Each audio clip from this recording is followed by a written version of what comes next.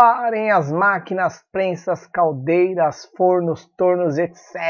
Chegamos! Bem-vindos ao Filmes em Cast TV, nona edição. Chegamos a mais uma edição desse nosso videocast, agora mais regular, tal. Vamos falar do universo do Homem-Aranha, né? Não vamos falar do universo Marvel, que ele é Marvel, mas não faz parte da Marvel. A gente vai explicar isso também, que é da Sony. Vamos falar de todos os filmes da franquia anterior, dirigida pelo Sam Raimi, e os dois novos filmes que culminaram nesse último agora, o espetacular Homem-Aranha 2, que está em cartaz no cinema. E a gente vai dar uma destrinchada nele aqui, falar algo que a gente não falou lá na crítica e tal, um videozinho legal, acrescentar algumas coisas, e é isso aí. Filmes em Cast TV, pau na máquina, franquia Homem-Aranha. Galera, muita gente não sabe, mas antes do filme de 2002, lá dirigido pelo Sam Raimi, o Homem-Aranha batalhou muito pra sair do papel. Pô, cara, foi uma briga, cara, que você não tem noção, assim. Era notícias, diretores e tudo. E o Homem-Aranha o projeto do filme do Homem-Aranha ficou muito tempo na mão de um diretor consagradíssimo, assim, cara, um diretor de franquias milionárias, assim, franquias entre aspas, assim, é o James Cameron. Ele ia dirigir e produzir o filme, já tinha definido um roteiro, o vilão principal seria o Monstro de Areia, o lance da teia, até quando surgiu o filme do Sam Raimi da teia orgânica, no filme do James Cameron seria dispositivo de lançamento também. E quando ele se envolveu com o Titanic, né, depois do Titanic ele já se envolveu logo de cabeça com o Avatar, e ele acabou abandonando o projeto, estava na mão da extinta Caralco, que era a produtora que fez o Exterminador do Futuro, que foi ele que dirigiu, né? Daí ele acabou se envolvendo de cabeça nesses projetos dele e acabou sobrando pro Sam Raimi aí, cara. Depois de muitas especulações, caiu no pé da Sony, cara, no começo dos anos 2000. E o Homem-Aranha, a gente pode dizer assim, que ele é um divisor de águas. Porque, antes dele, adaptações de quadrinhos eram fadadas ao fracasso no cinema.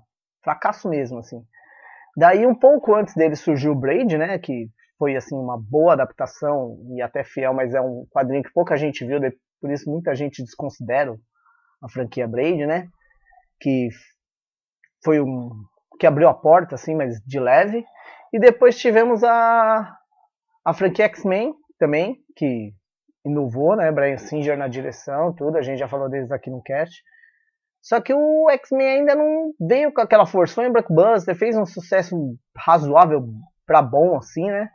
Mas o Homem-Aranha foi o primeiro filme, assim, que também é um herói muito conhecido, cara. Tudo bem que os X-Men também são. Mas ele foi o primeiro, assim, chegar naquela leva blockbuster, franquia milionária e pé na porta, tapa na cara, cara. Ele arrebentou. Pra você ter ideia, olha os números do Homem-Aranha, assim, no primeiro filme. Ele custou 112 milhões, 115 milhões. No primeiro fim de semana, nos 3 dias de exibição, somente nos Estados Unidos, ele fez 112. E ele fechou o seu ciclo de bilheterias com 752 milhões. Em 2002. Isso numa época sem 3D, cara. Hoje em dia, com o filme chegar nesses números, é muito difícil com o ingresso 3D e IMAX. Mas vamos falar do filme. Dirigido pelo Sam Raimi, que vinha lá, um diretor mais alternativo, fazia filmes de terror. O cara é consagradíssimo pela franquia Evil Dead, pra quem não sabe, A Morte do Demônio. Fora de série. Fez uns dramas menores também, assim. Tava meio esquecido no cinema, chamaram ele pra dirigir. O cara mandou muitíssimo bem. Muita gente, não é 100% fiel aos quadrinhos, Mary Jane não é antes de Gwen Stacy e tal. Mas, cinematograficamente, ele mandou muito bem.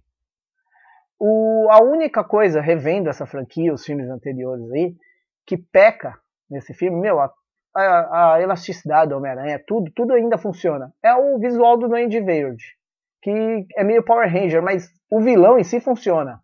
Tirando o visual da sua armadura, o vilão em si funciona. O filme é redondo. Kristen Dunst está muito bem, está muito bonita no filme. Para quem hoje em dia eu tenho ressalva sobre ela, mas na época ela funcionou muito bem como Mary Jane. Tobey Maguire é o Peter Parker definitivo ali. Cara, ele tem cara de loser, nerd, assim. Aquele cara que caiu no colo dele os poderes. Quem sou eu, né? Ele mesmo abre o filme falando no segundo filme, quem sou eu. E é muito bom, cara. E o conflito dele com o Duende Verde, ele tendo que defender a cidade, é fora de série, cara. Todo mundo já viu, provavelmente, o primeiro filme, mas fica a dica pra quem não viu. Quem já viu faz tempo, reveja, o filme continua bom, continua funcionando. É uma boa pedida. E 2 anos depois, Sam Raimi voltou pra direção, Tobey Maguire, todo mundo voltou. tivemos o Homem-Aranha 2, que ali, cara, é o auge, é o ápice de uma franquia. O segundo filme sendo superior ao primeiro, não que o primeiro filme era ruim, mas eles melhoraram assim onde dava para melhorar.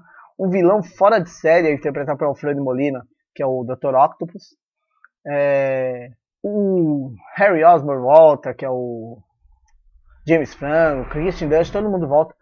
Mas o filme é fora de série, o clímax, assim, a parte dramática do filme funciona muito bem. Que agora, meu, tipo, ele não é aquele cara, eu ganhei poderes. Não, ele continua duro. Os poderes não agregaram nada na vida dele, assim. Ele não se deu bem no amor. Ele não se deu bem no serviço. Ele não se deu bem financeiramente. Nada. Os poderes não agregaram nada na vida dele. Tipo, até chegaram a prejudicá-lo em alguns momentos. Daí, quer dizer, a vida dele, ele chega a questionar como seria a vida dele sem os poderes. Porque com os poderes a vida dele não andou. Sem os poderes poderia ter andado. O cara continua duro, falido, vendendo foto pro Clarim Diário, morando num apartamento de merda. A Mary Jane, ele abdicou do amor da Mary Jane por ser o Homem-Aranha. Daí ele questiona tanto isso que uma hora ele tem problemas psicológicos que afetam o lado aranha dele. E ele abre mão disso, cara, e começa a viver sua vida. Tipo, a única coisa pra não falar que não agregou nada na vida dele é que ele combateu o crime em Nova York, melhorou muito a vida de todo mundo, menos a dele. E é muito legal isso daí. Como a teia dele, no caso, é orgânico, os poderes dele é diferente nesse filme, que ele foi picado. O lado psicológico, que ele não conseguia mais produzir seus poderes, não tinha mais força. Depois que ele entrou nesse conflito interno com ele mesmo, é muito bom, cara. E depois, tal, o desfecho do filme, a sequência de ação dele entre ele e o Dr. Octopus nos trens de Nova York é fantástica, é uma das melhores da história. É considerado o melhor filme da franquia e é considerado uma das melhores adaptações de HQ de todos os tempos. E também é um fato raro o segundo filme ser tão superior ao primeiro assim, ou tão bom quanto. O Homem-Aranha fez história por causa disso, em 2002. E fez muito dinheiro também, cara. Ele fez 373 milhões nos Estados Unidos e 783 milhões no mundo, numa era antes de 3D, vale ressaltar novamente. Daí chegamos à terceira parte da franquia. Demorou mais, 3 anos. Sam Raimi brigou com a Sony, divergências. Eu tenho até hoje uma entrevista aqui com o Sam Raimi, numa revista 7, o maior veículo de cinema da época. O Sam Raimi falando sobre o Homem-Aranha, tudo que ele gosta, ele é um fã das antigas do Homem-Aranha, né? Tudo assim, saudosismo, né? E ele fala que, quando perguntado sobre o Venom, que é um vilão novo, é depois dos anos 80, a introdução do Venom no universo do Homem-Aranha, ele fala com essas palavras, assim, vocês podem pesquisar, deve ter na internet, o Venom é para otários. Daí você via ali que ele mandava ali no filme, ele tinha uma autonomia legal, o time estava ganhando, só que pela Sony, que comprou os direitos do Homem-Aranha, que a gente já explicou em outros podcasts, a Marvel não opina no caso da franquia Homem-Aranha, a Sony queria dar uma mexida nesse filme, pôr um personagem a mais, vender boneco e tal, por mais que estava indo bem, e impôs pro Sam Raimi colocar o Venom. E nesse filme já era definido que ia ser o vilão ia ser o Monstro de Areia, que o Sam Raimi estava tentando usar ele desde o primeiro filme, e não conseguia, tecnologia, aquelas coisas tudo, ia ser o vilão do James Cameron, eu já falei aqui. E devido a isso ele teve que incluir, você vê que o Venom foi incluído no roteiro assim, o roteiro praticamente estava fechado e o Venom foi incluído assim, foi uma imposição da Sony mesmo que você não consegue entender onde o Venom e muita coisa se encaixa num roteiro daquele filme. Você vê que é uma coxa de retalho esse roteiro. Não que sem o Venom seria bom, também não me agradou nada a história do Monstro de Areia, tudo, aquela trilha quando ele entra. O filme é muito ruim mesmo, vamos já falar logo antes de concluir, mas é muito ruim. E, eles cometeram um equívoco que virou lição, assim, em Hollywood, porque todo filme que usa muitos vilões não funciona, e eles têm 3 vilões nesse arco desse filme. Provavelmente, o Venom não estaria incluído, seria o Duende Macabro, todo mundo conhece, que é o filho do Osborn, que é interpretado pelo William Dafoe no primeiro filme. Agora o James Franco ia assumir o manto do pai, né, ia tentar vingá-lo. O Monstro de Areia, 2 vilões ali, até tá normal pra uma franquia que vinha de um vilão, mas daria um arco legal, mas a introdução do Venom bagunçou tudo no filme. Sam Raimi fez o filme, você vê que ele fez o filme, vamos dizer assim, a contragosto, contratual ele tinha, você vê que ele tem uma hora que ele toca o foda-se no filme, vamos falar, o cara do Pi não deve ter vindo, no momento do filme. Você vê que ele dirigiu nas coxas mesmo, falou assim, vocês querem o filme, eu termino, faço do jeito que vocês querem, vai ser isso. O filme foi mal editado, ele não teve tempo de editar, a Sony apressou tudo nesse filme e deu no que deu. Todo mundo sabe o que aconteceu, cara. Mas só para ressaltar, eles iriam endireitar o filme no quarto filme. E o terceiro filme tem um dos melhores virais que eu já vi na história do cinema, cara. Os posters, os teasers, tudo que foi divulgado do filme, aquele uniforme preto, era até empolgante. Mas para quem já tinha visto essa entrevista do Sam Raimi e ouviu os boatos, sabia que tinha algo errado ali. Mas o filme foi muito bem financeiramente. Fez 890 milhões, foi o maior bilheteria de todos, e 336 milhões só nos Estados Unidos. Só que depois disso, o quarto filme estava para sair, Tobey Maguire, todo mundo ia voltar. O Sam Raimi falou, agora vai ser do meu jeito, vocês viram o que aconteceu, vai ser do meu jeito. Ele queria pôr o Abutre, ia ser o John Malkovich, a Gata Noturna, né, a Gata ia ser a Rachel McAdams, e novamente a Sony impôs, tal, saiu uma discussão, foi abortado o projeto. E aí, o que a Sony teve que fazer? Saiu o diretor, em consideração ao diretor, o amigo Tobey Maguire saiu também. Você faz um filme você segue uma franquia sem diretor, mas não segue sem um ator. Daí, então, todo mundo questionou, criticou a Sony, é muito recente para você fazer um reboot, mas era a única alternativa que eles tinham, você tem que entender isso. Daí eles escolheram Andrew Garfield, mudaram tudo, só que recontaram a história de novo. Isso é errado, faz igual o Incrível Hulk fez. É totalmente... Ele desconsidera o outro filme, o Hulk, só que ele conta a história do Hulk em flashback, rápido, dinâmico, no começo do filme. Todo mundo sabe a origem do Hulk. Todo mundo já viu o outro filme, por mais que é ruim. Ele aproveita, tipo, esse ensejo e conta em flashback. Motoqueiro Fantasma 2 fez isso. Ninguém quer saber a história do Peter Parker de novo. Deixa pra mostrar no flashback em outra hora, em outro momento. Contou tudo de novo, de uma forma que não agregou nada. E, o ator, Andrew Garfield, nada contra ele. Ele é muito inferior ao Tobey Maguire. Tobey Maguire, cara, é muito melhor que ele. Ele é o loser, ele é o nerd de verdade. O Andrew Garfield é descolado, anda de skate. Não passa pra gente aquela convicção de nerd. Ele não é um cara assim, precisava assim, é totalmente oposto do que os poderes dão pra ele. Não, ele é muito descolado.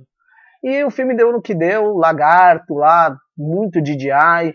O Andrew Garfield, na boa, por mais que o Peter Parker não tem que ser bolado, tudo aí não tem porte de Homem-Aranha. O filme deixa muito a desejar, a direção do Mark Webb, ele puxa muito pro romance, ele que vem lá dessa veia do romance do 500 Dias com Ela. O filme tem um tom infantil. O filme deixou muito a desejar, ao meu ver. E agora temos a sua sequência, que é o Homem-Aranha, a Ameaça de Eletro. Os caras já colocaram o vilão no pôster, tudo, no nome. Jamie Foxx é o Eletro. Cara, vamos lá, desde o começo.